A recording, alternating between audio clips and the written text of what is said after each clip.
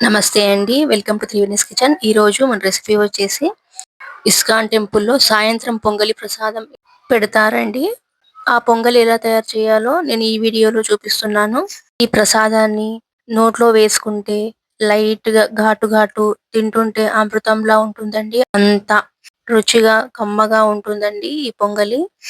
ఇప్పుడు ముందుగా కావాల్సినవి కుక్కర్‌లో ఈ కొలతతో ఒక కప్పు బియ్యం, అలాగే ముప్పావు కప్పు పెసరపప్పు వేసుకొని, అలాగే వాటర్ వేసుకొని బాగా కడిగి ఒక 2 సార్లు కడిగి ఇప్పుడు 3:30 గ్లాసుల వరకు ఇందులో వాటర్ వేయాలి. నేను హైదరాబాద్ ఇస్కాన్ టెంపుల్ ఒకసారి వెళ్ళానండి. సాయంత్రం వెళ్ళాము. అప్పుడు వెళ్ళినప్పుడు ఈ ప్రసాదం పెట్టారండి. నేను తినేటప్పుడే అనుకున్నాను ఖచ్చితంగా ఇది చేసి నేను వీడియో పెట్టాలని.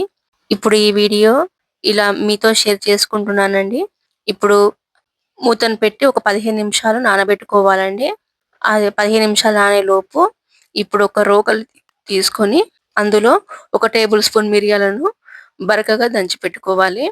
ఇప్పుడు 15 నిమిషాల తర్వాత కుక్కర్ స్టవ్ పైన పెట్టి ఒక 3 విజిల్స్ అయ్యాక ఇప్పుడు ఈ కన్సిస్టెన్సీలో ఉండాలండి. ఒకవేళ ఈ కన్సిస్టెన్సీ గిట్ట మీకు రాకపోతే కన్సిస్టెన్సీని బట్టి ఒక గ్లాస్ నుంచి గ్లాసున్నర వాటర్‌ని మరిగించి వేసుకోండి.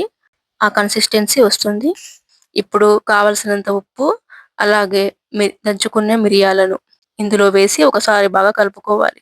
ఇప్పుడు ఇవి ఇందులో బాగా మగ్గాలంటే స్టవ్ పైన ఒక 2 మినిట్స్ దాకా కొంచెం ఉడికే వరకు స్టవ్ పైన పెట్టుకోవాలి. ఇప్పుడు ఉడికిందండి. ఇప్పుడు ఈ కుక్కర్‌ని దింపేసి ఒక చిన్న కడాయి పెట్టుకొని అందులో 100 గ్రాముల వరకు నెయ్యిని వేసుకోవాలండి. ఖచ్చితంగా 100 గ్రాములు వేసుకోవాలి. నెయ్యి అంత వేసుకుంటేనే టెంపుల్‌లోని ప్రసాదం టేస్ట్ వస్తుంది. కావలిస్తే మీరు సగం నెయ్యి, సగం నూనె కూడా వేసుకోవచ్చండి. మీకు ఏది వీలైతే అది. మనం ఇంట్లో కూడా ఇలాగే ప్రసాదం చేసి దేవుడికి నైవేద్యం పెట్టొచ్చండి. ఇప్పుడు అందులో జీలకర్ర, అలాగే అర టేబుల్ స్పూన్ మిరియాలు, ఒక 3 వరకు ఎండుమిర్చి, అలాగే పావు టేబుల్ స్పూన్ ఇంగువ, అలాగే సరిపడా కరివేపాకు వేసుకొని ఈ పోపును ఈ కుక్కర్‌లో వేసుకోవాలండి.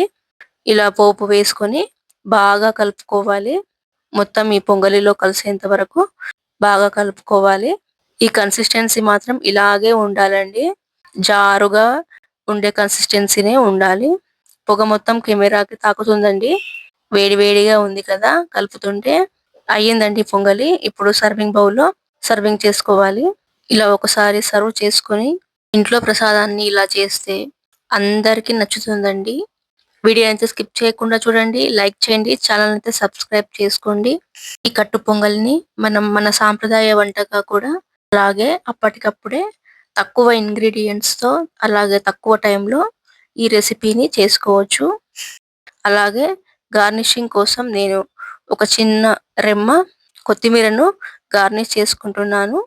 తప్పకుండా మీరు ట్రై చేసి ఎలా వచ్చిందో కామెంట్ సెక్షన్‌లో కామెంట్ పెట్టండి.